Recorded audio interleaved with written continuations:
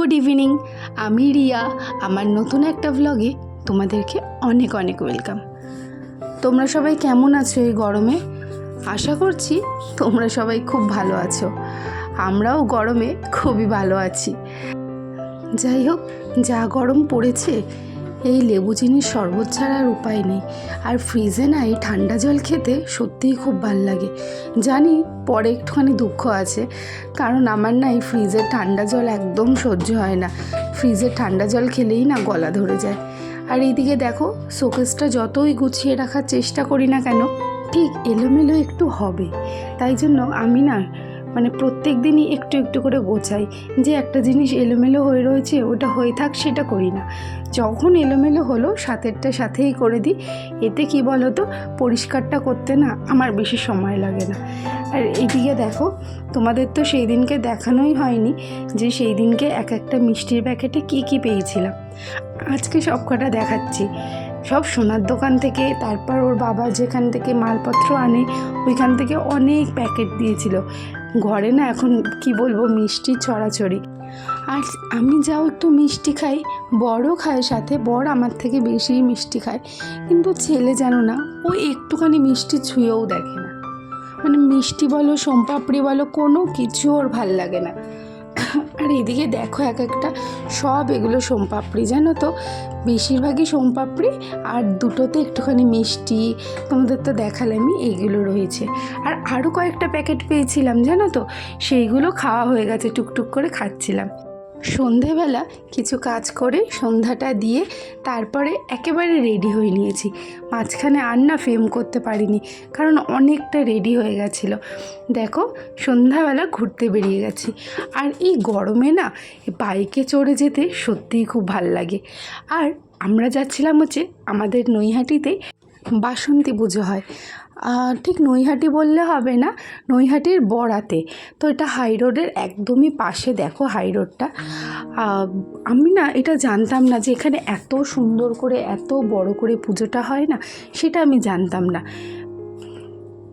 আর প্যান্ডেলটাও না এত সুন্দর করেছে, আর অনেকটা বড় করেছে। তো চলো ভেতরে প্রবেশ করে তোমাদের সবাইকে ঠাকুরের দর্শন করানো যাক। আমরা এই যে যখন ঢুকেছি না, চারিদিক দেখো ধোয়া ধোয়া। কেন বলো তো, একটু আগেই না মায়ের আরতি হয়েছিল। মনটা একটু খারাপ লাগছিল যে আরতিটা দেখতে পারলাম না, কিন্তু কি করব, সবই ভাগ্যের ওপর। ভাগ্যে থাকলে তো সেটা পাবো, তাই না? আর এখানে বাইরে বেরিয়ে দেখো কত সুন্দর মেলা বসেছে। আমার না মেলা ঘুরতে খুব ভালো লাগে, কিন্তু মেলায় না কিছু কিছু জিনিসের এমন দাম বলে যে কি বলবো, আবার কিনতেও ইচ্ছা করে। এদিকে ছেলের তো এটা ওটা বায়না। আর এই খেলনাবাটি এগুলো দেখে না কিছুক্ষণ দাঁড়িয়ে পড়েছিলাম, কারণ এইগুলো না ছোটোবেলায় যখন মেলায় যেতাম এগুলো ছাড়া যেন বাড়ি আসতাম না। আমার এত খেলনা ছিল যে কি বলবো। আর প্রত্যেক মেয়েদেরই, মেয়েরা খেলনাবাটি পেলে আর কি চায়, তাই না? ছেলেদের খেলা যেমন মারামারি, হুড়াহুড়ি, গাড়ি নিয়ে এই সমস্ত খেলা, কিন্তু মেয়েরা বেশ এক জায়গায় বসে সুন্দরভাবে, মেয়েরা জানো তো ছোটোবেলা থেকেই একটা লক্ষ্মীপ্রতি হয়। ছোটোবেলা থেকেই ওরা খেলনা বাটি, রান্না বাটি এইসব নিয়েই যেন তৈরি। যাই হোক, এদিকে দেখো আমি কিছু জিনিস দেখছিলাম,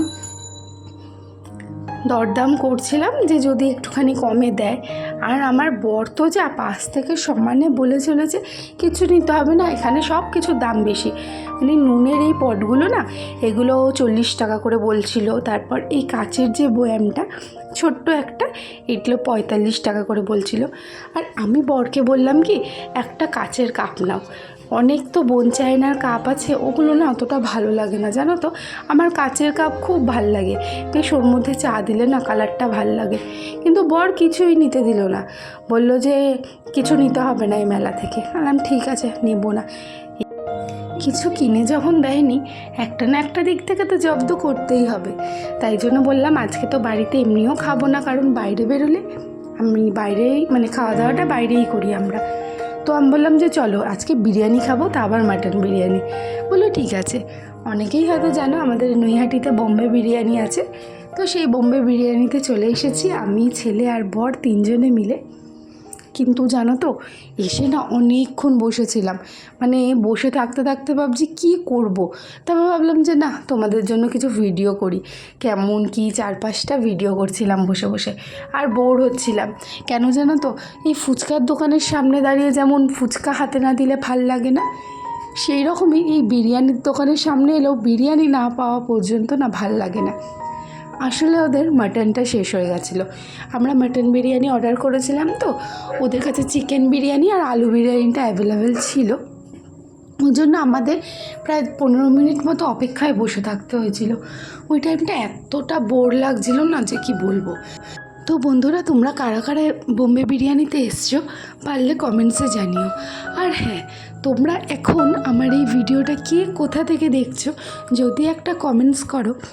আর যদি তোমাদের আমার ভিডিওগুলো ভালো লেগে থাকে তাহলে কিন্তু আমার চ্যানেলটাকে একটা সাবস্ক্রাইব করে যেও আমার নতুন নতুন ভ্লগগুলো দেখার জন্য। আর এদিকে আমি আর ছেলে বসে থাকতে থাকতে দেখো মাটন বিরিয়ানি চলে এসেছে। মাটন বিরিয়ানিটা না এখানে এত টেস্টি যে কি বলবো। আমার কথা শুনে একবার তোমরা এখানে এসে ট্রাই করতেই পারো। সত্যি বিরিয়ানিটা না অন্যরকম। স্পেশালি এখানে যে গ্রিন সসটা দেয় না, মানে ধনেপাতার চাটনি আর কি, এটা এত ভালো লাগে না শসা দিয়ে খেতে যে কি বলবো। এবার আমার পালা। দেখো একদম বিরিয়ানি নিয়ে বসে পড়েছি, আর ওদিকে ছেলেও খাচ্ছে। ছেলেকে কিন্তু বাড়িতে যে কোনো খাবারই না খাইয়ে দিতে হয়, কিন্তু যদি এই বিরিয়ানিও পায় তাহলে না আর কোনো কথা নেই। কিন্তু জানো তো 2 দিন ধরে না ওর শরীরটা খুব খারাপ। কী জানি কেন জানি না, 2 দিন অন্তর অন্তরই শরীরটা খারাপ হয়ে যাচ্ছে, আর ও একদমই খেতে পাচ্ছে না। তো আমি বুঝতে পারছি না এটা কৃমি থেকে হচ্ছে না অন্য কোনো কারণ, আমি বুঝতে পারছি না। ডক্টরও দেখালাম, ডক্টর বললো না ঠিক আছে, পেটে কৃমি নেই, কিন্তু আমি বুঝতে পারছি না কেন এই প্রবলেমটা হচ্ছে। আর এখানে দেখলে যে এক্সট্রা একটা রাইসও কিন্তু দেয়। মাটন বিরিয়ানি নাও চাই চিকেন বিরিয়ানি নাও, তোমার যদি রাইস শেষ হয়ে যায়, মানে একা যদি 1 প্লেট নাও তাহলে তোমাকে এক্সট্রা রাইস ওরা দেবে, যতক্ষণ না তোমার পেট ভরছে ততক্ষণ পর্যন্ত। তো দেখো খাওয়া দাওয়া সমস্ত কিছু কমপ্লিট করে এখন প্রায় রাত্রির 11টা বাজে। তো একেবারে বাড়ি ঢুকে তোমাদের সাথে কথা বলছি। দেখো বাড়ি ঢুকে পড়েছি। তো আজকের ব্লগটা তোমাদের কেমন লাগলো?